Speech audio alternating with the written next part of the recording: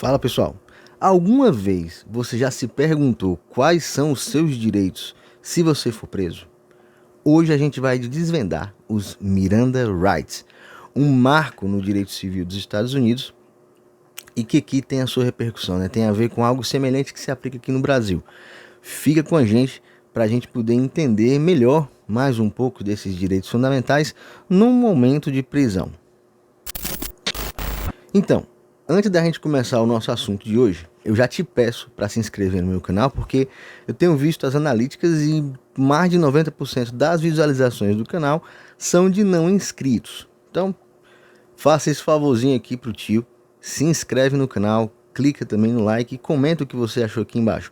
Não vai te custar nada e vai me ajudar mais do que você imagina.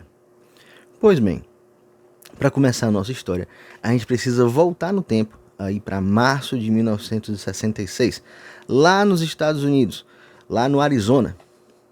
Um cara chamado Ernesto Miranda, por isso o nome Miranda Rights, após ser apontado por uma testemunha, os policiais foram lá e bateram na casa dele.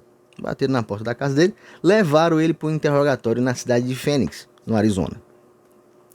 2 horas depois do interrogatório, pressão e pergunta e acariação, os policiais em cima pressionando, ele acabou confessando que tinha praticado um crime.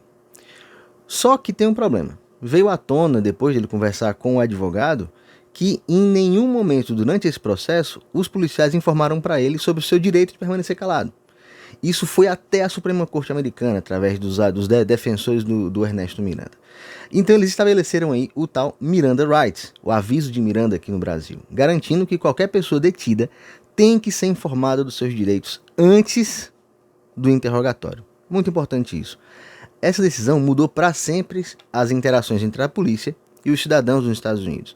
Ou seja, essa falha crítica da polícia levou à anulação do processo do Ernesto Miranda.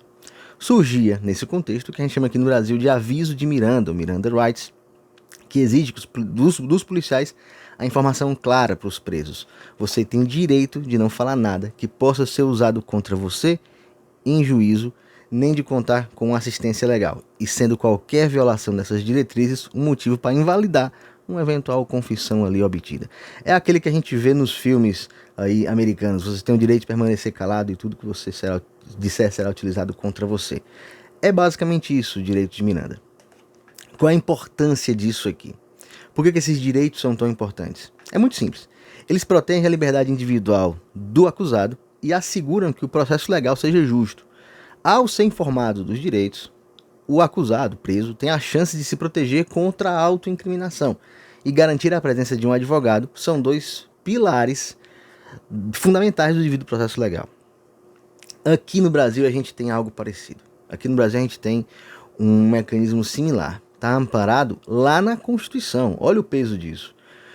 A previsão dos Miranda Rights está inclusive num dos direitos fundamentais lá do artigo 5º. Desde o momento da detenção, toda pessoa tem que ser informada dos seus direitos, inclusive o de permanecer em silêncio e o de ter assistência jurídica. A ideia é a mesma lá do Ernesto Miranda, assegurar que o processo seja justo e que os direitos individuais sejam respeitados na condução do processo penal. O direito de permanecer em silêncio serve como um escudo de proteção, permitindo que o indivíduo acusado se resguarde através da sua própria não ação. Ele fica parado, já é um jeito de defesa. Ele fica calado, parado, é uma defesa, certo? Uma defesa passiva, por assim dizer, que se coloca acima de qualquer tentativa de forçá-lo a contribuir com a sua condenação. Esse princípio ele salvaguarda a liberdade do indivíduo contra coerção, contra ameaça, uma confissão obtida mediante tortura, mediante maus tratos. É muito forte isso. Reforçando que o processo penal tem que sempre respeitar o devido processo legal. Bem ou mal, é uma regra de ouro. Existe devido processo legal e ele precisa ser respeitado. Essa ideia é sustentada pelas bases do contraditório e da ampla defesa. Isso faz parte da ampla defesa. Dentro desse contexto, ninguém pode, portanto, ser forçado a produzir prova contra si, ser forçado a se incriminar.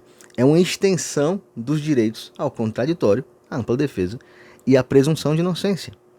Até mesmo, não só aqui no Brasil, mas o Pacto de São José da Costa Rica, que ingressou no Brasil de maneira constitucional, reforça essa ideia, estabelecendo o direito de não se declarar, não forçar a se declarar culpado, não testemunhar contra si. Como eu disse a vocês, aqui no Brasil, esse direito ao silêncio, à não autoincriminação, está lá no artigo 5º, inciso 63, se eu não me engano, e se estende não apenas aos detidos, mas a qualquer pessoa durante o interrogatório. Mais especificamente, no artigo 186 do Código Penal tem essa mesma coisa. Teve uma mudança em 2003, né, há 21 anos, que assegura que o juiz deve informar o acusado do seu direito de não falar, deixando claro que o silêncio não vai ser interpretado como confissão ou usado contra ele. Tem uma curiosidade sobre isso. Até 2003, antes de uma mudança que teve aí da Lei 10.792, o artigo 186 era exatamente o contrário. Ele dizia textualmente: antes de iniciar o interrogatório, o juiz observará o réu que, embora não esteja obrigado a responder às perguntas que lhe forem formuladas, o seu silêncio poderá ser interpretado em prejuízo da sua própria defesa. Estranho, né? Meu Deus. Em 2003, mudou essa chave. Agora o silêncio não pode ser interpretado em prejuízo da defesa. Agora eu digo há 21 anos atrás que isso mudou. Então, o direito de não se incriminar é um pilar fundamental da presunção de inocência. Está solidamente estabelecido no Pacto São José da Costa Rica, no Pacto Internacional de Direitos Civis e Políticos, na Convenção Interamericana de Direitos Humanos. E essa prerrogativa assegura que o silêncio não seja objeto de repreensão. Ou seja, ficou em silêncio, beleza, eu não posso fundamentar uma condenação nesse silêncio. Então, qualquer forma de pressão exercida para extrair confissão ou incentivar a colaboração com a acusação por parte do acusado é considerada nula e sem efeito. Da mesma forma, existem relatos em processos, práticas ardilosas, como a gravação não consentida de conversas entre policiais e detidos, ou seja, não é um interrogatório, é uma entrevista, é uma conversa. Essa conversa não pode ser utilizada como prova, porque é uma conversa, não é um interrogatório. Agora tem um ponto interessante. Em decisões reiteradas do STJ, eles têm entendido que, embora o Miranda Rights ele seja de origem constitucional, ou seja, portanto, algo realmente muito importante, essa nulidade é relativa. É estranho isso. Mas ele entende, e o Gilmar Mendes já tem uns 2 ou 3 votos nesse sentido, ou mais, que a nulidade só vai se operar se houver prejuízo ao acusado. Normalmente há. Né? Porque em que outro sentido se usaria uma fala num contexto de interrogatório contra o acusado? Então, ou seja, normalmente é utilizada essa prova em prejuízo do próprio acusado. Então, nesse contexto, tem que ter o Miranda Rights, tem que ter essa obediência sob pena de nulidade. Enfim, conhecer os nossos direitos é crucial, seja lá nos Estados Unidos, onde começou isso, ou aqui no Brasil. Né? Essas informações não são somente para advogados ou para estudantes de direito. Isso é utilidade pública, porque o conhecimento é algo muito, muito, muito importante. E o saber é a mais autêntica fonte de poder. Ainda mais quando a gente está falando de direitos fundamentais.